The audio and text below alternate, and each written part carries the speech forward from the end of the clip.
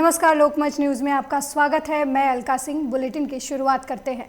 भारत और चीन के बीच सीमा विवाद को लेकर अच्छी खबर है। दरअसल एलएसी के पास पेंगोंग लेक इलाके के उत्तरी और दक्षिणी छोर में सेनाओं के पीछे हटने की प्रक्रिया शुरू हो गई है। आपको बता दें कि सेना के सूत्रों ने बुधवार को देर शाम इस बात की पुष्टि की और बताया कि चीन सेना फिंगर 8 की तरफ पहुंच चुकी है, जबकि भारतीय सेना फिंगर 3 तक हट चुकी है।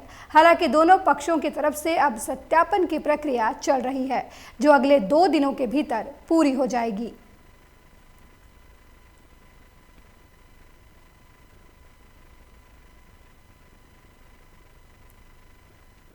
वहीं आर्टिकल 370 निरस्त किए जाने के बाद से विदेशी राजनयिकों का प्रतिनिधिमंडल चौथी बार जम्मू कश्मीर की यात्रा पर है। प्रतिनिधिमंडल ऐसे समय जम्मू कश्मीर के दौरे पर है जब हाल ही में केंद्र प्रशासित शासन में जिला विकास परिषद के चुनाव कराए गए हैं और साथ ही 1.5 साल के बाद जम्मू कश्मीर में 4G इंटरनेट सेवा बहाल की गई है। कल 22 राजदूतों के इस प्रतिनिधि मंडल में यूरोप और अफ्रीका के राजदूत शामिल हैं। अपनी यात्रा के दौरान ये दल जम्मू कश्मीर में मौजूदा हालात का जायजा लेगा।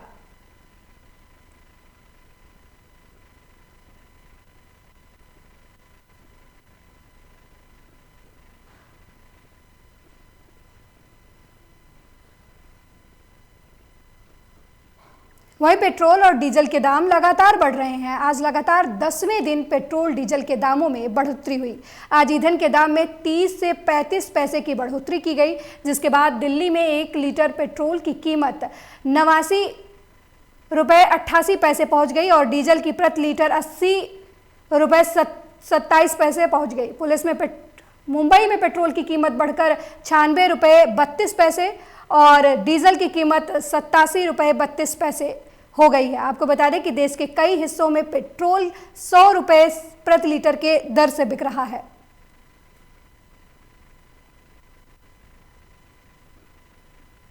पेट्रोल डीजल के दाम लगातार बढ़ रहे हैं। लगातार 10वें दिन भी पेट्रोल और डीजल के कीमतों में इजाफा हुआ है।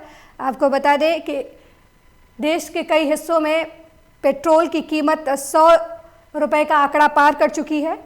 वहीं लगातार डीजल के दामों में भी इजाफा हो रहा है।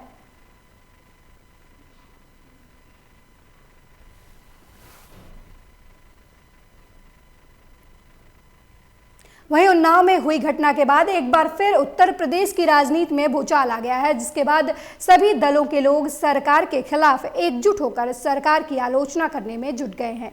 आपको बता दें कि उन्नाव कांड में 2 बच्चियों की मौके पर ही मौत हो गई थी, जबकि एक बच्ची की हालत गंभीर थी, जिसे कानपुर के रेजेंसी अस्पताल में भर्ती कराया गया। वहीं इस दौरान बच्ची को देखने के लिए पूर्व सांसद सुभाषनी अली रिजेंसी पहुंची, जहां उन्होंने मीडिया से बात करते हुए कहा कि उत्तर प्रदेश में कानून व्यवस्था खत्म हो चुकी है। वहीं रिजेंसी में भर्ती घायल के पिता की हालत भी बिगड़ गई है, जिसके बाद घायल के पिता को CHC असोहा में भर्ती कराया गया है। साथ ही मामले को लेकर सपाई गांव में लगातार प्रदर्शन कर रहे हैं।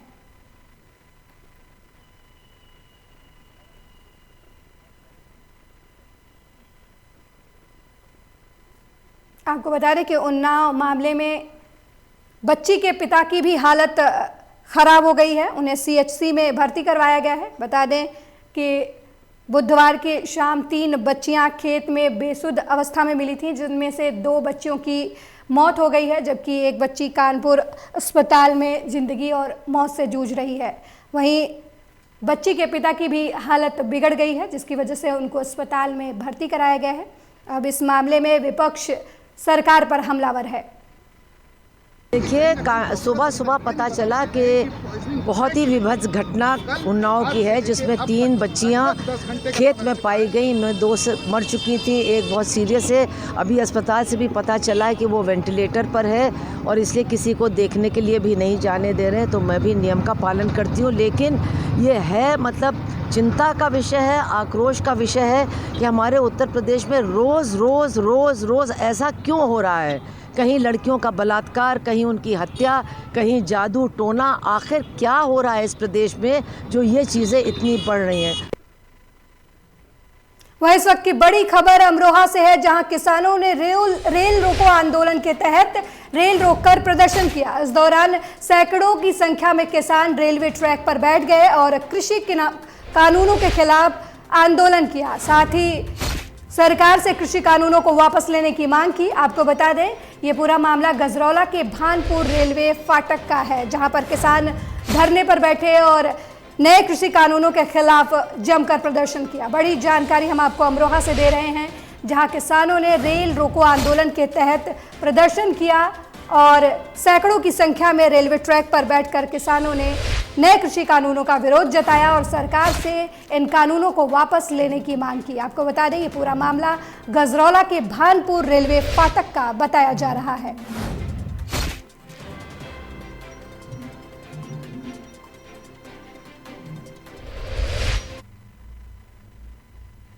वहीं इस वक्त की बड़ी खबर हमीरपुर से है, जहां महंगाई के विरोध में कांग्रेस ने विरोध प्रदर्शन किया है। आपको बता दें, इस दौरान ठेले पर बाइक खड़ी करके कांग्रेस पार्टी ने विरोध जताया है। वहीं पेट्रोल, डीजल और घरेलू गैस के बढ़ते दामों के खिलाफ ये विरोध प्रदर्शन किया गया है। आपको बता दें, बढ़ते दामों को कम करने की कांग्रेसियों ने मांग की है। इस वक्त की बड़ी जानकारी हम आपको दे रहे हैं हमीरपुर से, जहां महंगाई के विरोध में कांग्रेस ने विरोध प्रदर्शन किया है। आपको बता दें, इस दौरान कांग्रेसियों ने ठेले पर बाइक रखकर विरोध जताया है और पेट्रोल, डीजल और घरेलू गैस के बढ़ते दामों के खिलाफ नारेबाजी करते हुए दामों में कटौती करने की मांग की है।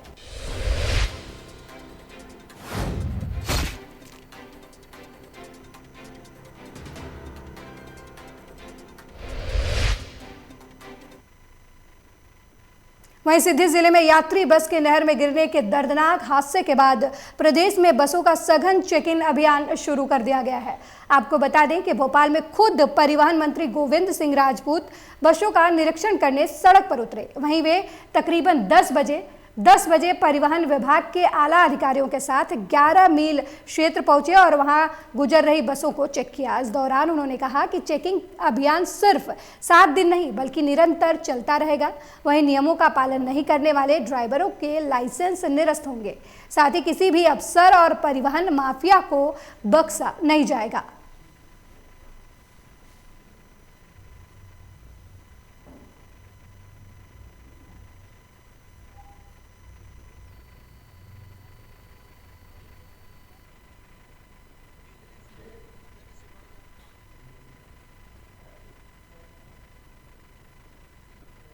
वहीं मध्य प्रदेश के जनजातीय विभाग मंत्री मीना सिंह उमरिया जिले के बीर सिंह पाली पहुंचकर प्रधानमंत्री आवास योजना अंतर्गत से नवनिर्मित आवासों के गृह प्रवेश कार्यक्रम में शामिल हुई।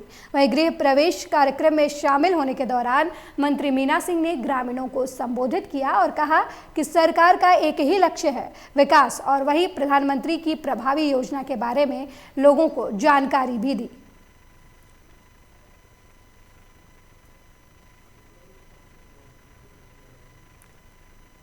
मध्य प्रदेश के जनजातीय विभाग मंत्री मीना सिंह उमरिया जिले पहुंची और प्रधानमंत्री आवास योजना के तहत बनाए गए घरों के गृह प्रवेश में शामिल हुई और उन्होंने कहा कि हमारी सरकार का लक्ष्य केवल और केवल विकास है और प्रधानमंत्री मोदी की ये योजना काफ़ी प्रभावी है।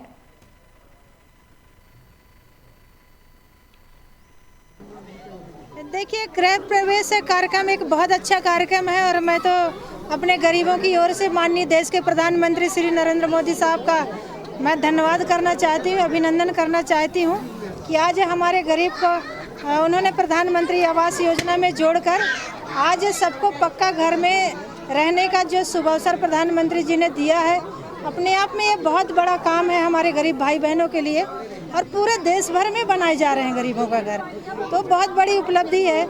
जबकि एक ज़माना था कि पुराने कांग्रेस के शासनकाल में इंदिरा आवास के नाम पर घर बनाए जाते थे, पर उस ज़माने के तो एक भी घर मौजूद नहीं है गांव में, और न ईंटे का पता, न पत्थर का पता, न दीवार का पता उस समय का। और आज हमारे प्रधानमंत्री जी जो घर का पैसा दे रहे हैं, आप घर स्वयं देख रहे हैं, पूरे गांव में 100 से 150 घर बन चुके हैं जिसके अंदर लोग रहने भी लगे हैं। तो हमारे गरीब भाई बहनों के लिए सबसे बहुत बड़ी उपलब्धि है और वो अच्छे से रह सकेंगे इस पक्के घर में। वहीं छत्तीसगढ़ बीजेपी प्रदेश उपाध्यक्ष शिवरतन शर्मा ने प्रेस कॉन्फ्रेंस कर राज्य सरकार पर जमकर निशाना साधा। प्रदेश उपाध्यक्ष ने प्रेस कॉन्फ्रेंस करते हुए भूपेश सरकार को छत्तीसगढ़ दिवालिया बनाकर छोड़ेगी। उन्होंने कहा कि 2 वर्षों में 30,642 करोड़ रुपए का कर्ज राज्य सरकार ले चुकी है और पूरे प्रदेश में विकास का काम भी रुक गया है। उन्होंने कहा कि बीजेपी कार्यालय में आयोजित प्रेस कॉन्फ्रेंस के दौरान जांजगीरी चंपा से विधायक नारायण चंदेल के साथ और कई भी नेता इस दौरान मौजूद रहे।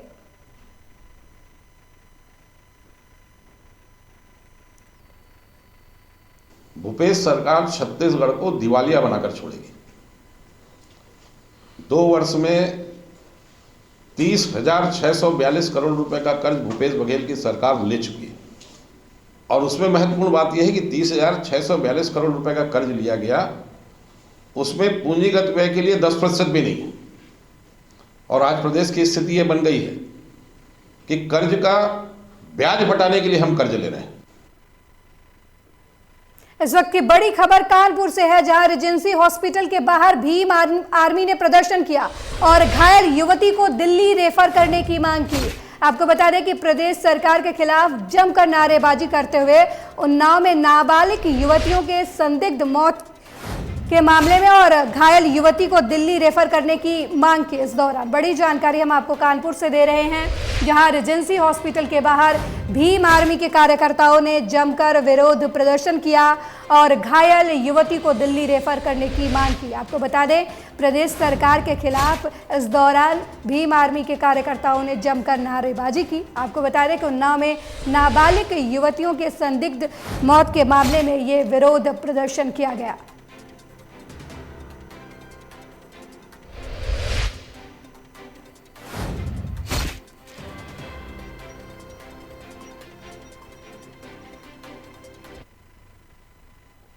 वहीं उत्तर प्रदेश में राज्य महिला आयोग की सदस्य ने आज हमीरपुर में महिलाओं की समस्या सुनी।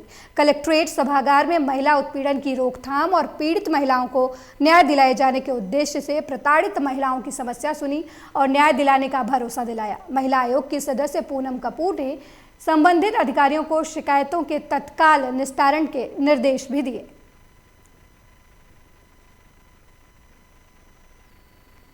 जहाँ भी महिलाओं के उत्पीड़न के मामले आते हैं, उस जिले को कैसे जीरो टॉलरेंस पर लेके आना है हमको अपने प्रयास से अपने अधिकारियों के साथ मिलकर।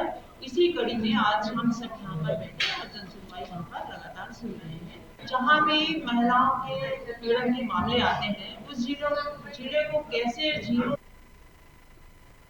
इस वक्त की बड़ी खबर सिद्धार्थनगर से है, जहां किसान यूनियन के कार्यकर्ताओं ने रेलवे स्टेशन पर धरना दिया।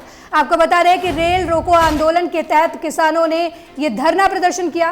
किसानों ने खड़ी मालगाड़ी पर चढ़कर विरोध प्रदर्शन किया और नए कृषि कानूनों को वापस लेने की मांग की। आपको बता दें, किसानों ने मांग को लेकर एसडीएम सदर को ज्ञापन भी इस दौरान सौंपा। बड़ी जानकारी हम आपको सिद्धार्थनगर से दे रहे हैं, जहां किसानों ने रेल रोको अभियान के तहत रेल रोककर जमकर प्रदर्शन किया और नए कृषि कानूनों को वापस लेने की मांग की। इस दौरान किसानों ने एसडीएम सदर को ज्ञापन भी सौंपा।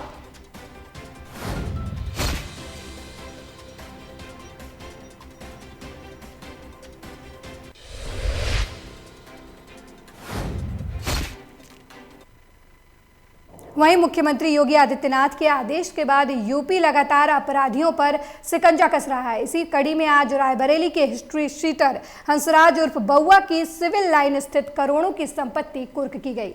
पुलिस ने गाजे बाजे के साथ कुर्की की। कुर्की के दौरान बदमाश बउआ घर पर नहीं था। हंसराज उर्फ बउआ पर हत्या और लूट जैसे कई संगीन आपराधिक मामले दर्ज हैं।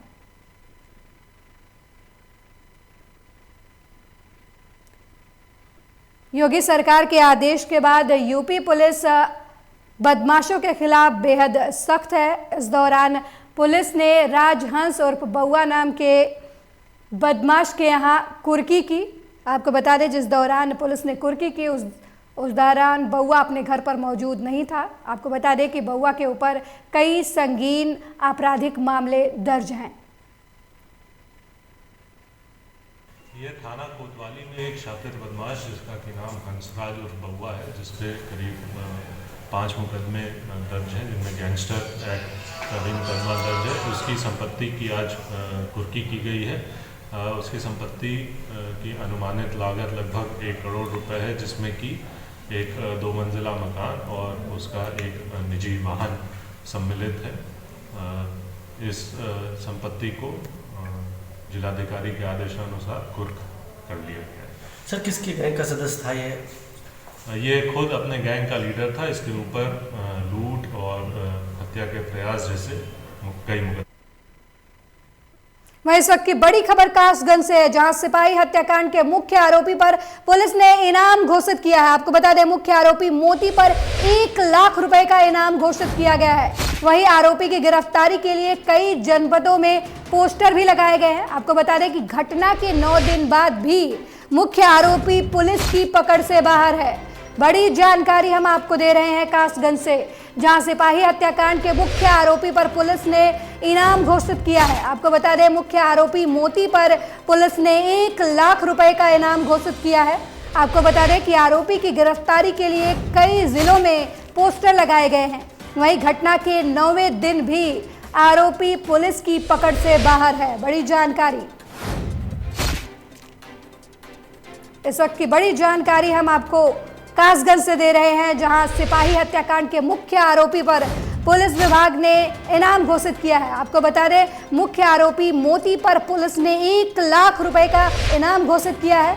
आपको बता दें कि आरोपी की गिरफ्तारी के लिए कई जिलों में उसके पोस्टर लगवाए गए हैं। हालांकि घटना के 9वें दिन भी आरोपी पुलिस की पकड़ से बाहर है।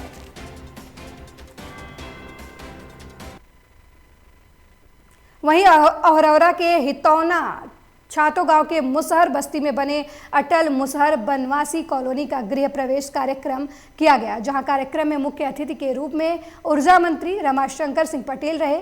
आपको बता दें कि ऊर्जा मंत्री ने फीता काटकर गृह प्रवेश कार्यक्रम का शुभारंभ किया। साथ ही शुभारंभ के बाद 21 लाभार्थियों को उनके आवास की चाबी सौंपी गई। बताया जा रहा है कि इस अवसर पर उपस्थित लोगों को संबोधित करते हुए ऊर्जा मंत्री ने बीजेपी की तरफ से चलाई गई तमाम योजनाओं को विस्तार से बताया। साथ ही ऊर्जा मंत्री ने कहा कि 2022 तक सभी गरीबों को आवास दे दिया जाएगा। आपको बता दें कि इस अवसर पर हेमंत कुमार सिंह खंड विकास अधिकारी जमालपुर, नंदलाल खंड विकास अधिकारी राजगढ़ सहित अन्य लोग भी मौजूद रहे। दशा दिशा सब चेंज करना है और इनको भी मुख्य धारा से जोड़ना है और इनको आत्मनिर्भर बनाना है। यह सपना लेकर सरकार चल रही है। इस विकास खंड में कई मुसहर गांव हैं, कई मुसहर के कई गांव हैं, लेकिन यही गांव क्यों आप लोगों ने चेंज? नहीं, अभी तो शुरुआत हुई है, हमने यही नहीं ले रहे। हम हर मुसहर का जहाँ बस्ती है आवास सबका बन रहा है। ऐसा नहीं, हमने पैसा हर गांव को दिया है। पूरे उत्तर प्रदेश के जहां भी मुसहर है सबको हमने 100% जितने पात्र हैं सबको दिया। अगर जो छूटे होंगे हम इस वित्तीय वर्ष में सबको ले रहे हैं। और यह जो कार्यक्रम चल रहा है हर बस्ती में जहां भी एक मुश्त संख्या है, क्योंकि इनकी ऐसी बिरादरी होती है कि जो एक जगह नहीं रहते, ये जंगल में रहते हैं। हम इनको एक मुश्त एक जगह बसा करके एक संदेश देना चाहते हैं और इनको हम आत्मनिर्भर बनाने के लिए इनकी जो आपको क्या प्राप्त हुआ, क्या मिला यहाँ पे? अरे आवास का चाबी मिला है, साड़ी मिला है, मिठाई मिला है। यहाँ पे कितने लोगों का आवास मिला है? 21 लोग के। 21 लोगों। कितने घर की आबादी यहाँ पे वनवासी कितने लोग रहते हैं? ऐसे तो रहे कहते यहाँ तो बहुत लोग रहते हैं। कौन दिया है आपको ये? अब तो नाम तो हमके नहीं मालूम है के दिया। मंत्री जी आए थे। अच्छा, वही दिए? हाँ, वही दिए थे। आप लोगों का यहाँ पर क्या क्या सुविधा हुआ है? अरे यहाँ पर क्या सुविधा हुआ है? यह आवास दिए हैं, जमीन तो है नहीं, खाली पर हमेशा तोड़ के लकड़ी गोइठा ये बीन के खाते हैं। रोजगार के लिए? रोजगार के लिए तो कुछ नहीं है हम लोग के पास। रोजगार के लिए आप लोग कुछ नहीं रहे। दशा दिशा सब चेंज करना है और इनको भी मुख्य धारा से जोड़ना। वहीं उत्तर प्रदेश के मिशन शक्ति अभियान के सरेआम धज्जियां उड़ाई जा रही हैं, जब महिला सिपाही से हुए मामूली विवाद के बाद शिक्षक की बीवी को रात में पुलिस उठा ले गई और महिला को 3rd डिग्री टॉर्चर दिया। इतना ही नहीं, पीड़ित महिला के खिलाफ ही मामला दर्ज कर लिया गया। वहीं जब पीड़ित महिला और पति ने उसके एसएसपी से शिकायत की तो मामले की खानापूर्ति करते हुए इटावा पुलिस ने संबंधित थाने के एएसआई को लाइन हाजिर कर दिया। आपको बता दें कि उत्तर प्रदेश में मिशन शक्ति अभियान की सरेआम धज्जियां उड़ाई जा रही हैं। जब एक महिला सिपाही से मामूली विवाद के बाद एक शिक्षक की बीवी को रात में पुलिस ने उठा लिया और महिला को 3rd डिग्री टॉर्चर दिया। इतना ही नहीं, पीड़ित महिला के खिलाफ ही मामला दर्ज कर लिया गया, वो भी तब जब पीड़ित महिला और उसके पति ने एसएसपी के खिलाफ शिकायत दर्ज की। तो मामले की खानापूर्ति करते हुए इटावा पुलिस ने संबंधित थाने के एएसआई को लाइन हाजिर कर दिया। ये प्रियंका जी ने मारा है मुझे थाने में ले जाके। ये कौन है प्रियंका? ये एक कांस्टेबल है। हाँ, क्यों, वजह क्या थी? बस कुछ नहीं, मैंने कुंडी लेट खोल पाई, सिर्फ 5 मिनट का अंतर हुआ खोलने में, उतने ही में ये गाली गलौज करने लगी मुझे। तो एक ही मकान में रहते हो आप? हाँ, एक ही मकान में रहते हैं हम, 2nd फ्लोर पे रहते हैं और वो 3rd फ्लोर पे रहती हैं। तो थाने पे बंद भी रखा आपको? हाँ, पूरी रात बंद रखा है इन्हें। अध्यापक के गरिमा के साथ खिलवाड़ किया गया और रात भर बिना किसी उसके कसूर के रात भर महिलाओं को रखा थाने में और रात भर इनकी पिटाई लगाई। ये कहाँ का न्याय है, आप बताइए? केवल एक महिला कांस्टेबल ने यह कह दिया कि मेरे साथ जाती हुई। आपकी जिम्मेदारी थी, आप शासन में प्रशासन में हैं, आपको न्याय करने की जिम्मेदारी आपके ऊपर है। जब तो आपको पूछना चाहिए था कि मामला क्या है। जब रात्रि के समय जब अपनी ड्यूटी समाप्ति के बाद वो आवास पर गई और उनसे जब दरवाज़ा खोलने के लिए कहा तो उन्होंने जो है दरवाज़ा खोलने में आनाकानी की और काफ़ी देर के बाद उन्होंने उसका दरवाज़ा खोला। जब वो महिला आरक्षी अपने आवास में अंदर ऊपर गई तो उक्त आवास में जो पहले से जो लोग रह रहे थे वो सब उसके आवास पे आकर उस महिला आरक्षी के साथ मारपीट की और उसके साथ अभद्रता की। इस सूचना पर थाना फ्रेंड्स कॉलोनी पर एक अभियोग पंजीकृत किया गया और उसमें उचित वैधानिक कार्रवाई की गई। जो वहीं इस मामले में ज्यादा जानकारी के लिए हमारे संवाददाता अजहर फोन लाइन पर जुड़ गए हैं। अजहर, शिक्षक की बीवी को पुलिस रात में थाने ले गई और उसके साथ बर्बरता की, क्या कुछ जानकारी है इस मामले में, बताइए। जी मैम, कल की रात एक शिक्षक जो कि उनकी वाइफ अपने घर पर मौजूद थी और जो महिला सिपाही थी वो जब घर पहुंचती है तो वहां जाके उसने जब गेट खटखटाया तो वो उनको गेट खोलने में थोड़ी देर हो गई। उसके बाद उस महिला ने, जो सिपाही थी, उसने आकर उनकी मार लगाना शुरू कर दी, उनको मारा पीटा। उसके बाद फिर उस महिला ने अपने थाने फोन कर फोर्स बुला लिया और फोर्स आने के बाद वो महिला को और साथ में जो भी उनके साथ 4 महिलाएं और उनके पति को थाने ले जाते हैं। वहां उनके साथ 3rd डिग्री का यूज किया जाता है। जी मैम।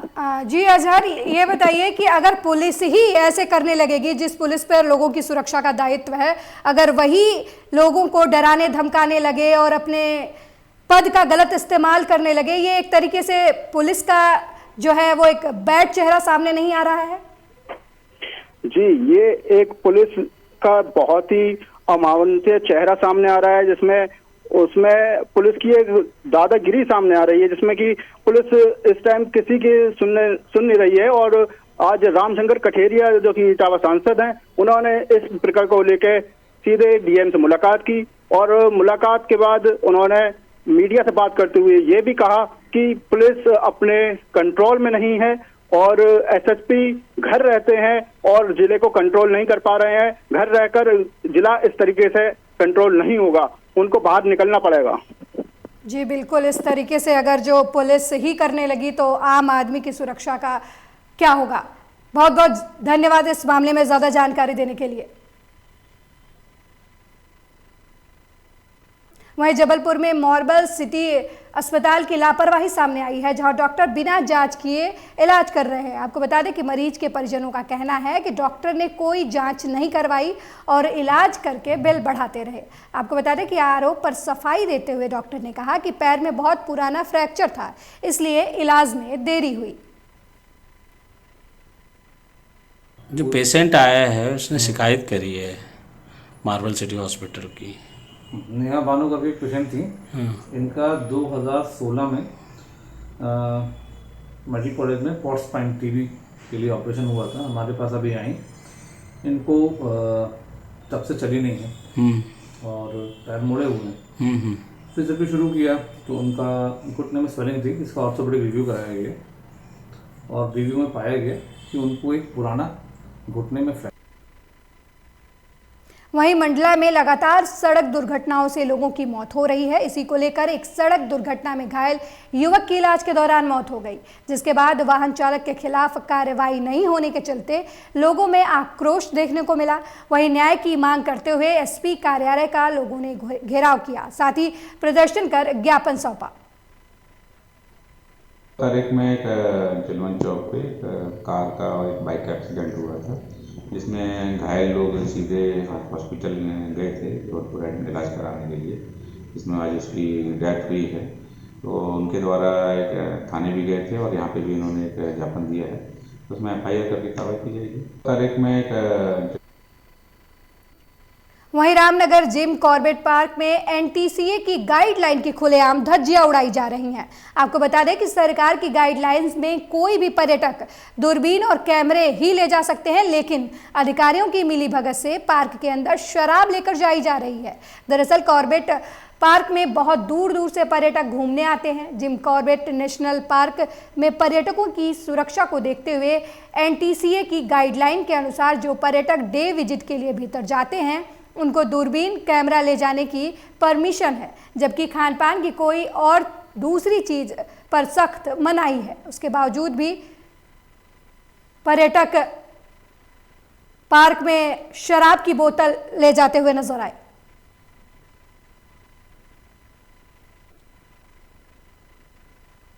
इस बुलेटिन में मेरे साथ इतना ही। देखते रहिए लोकमंच न्यूज। नमस्कार।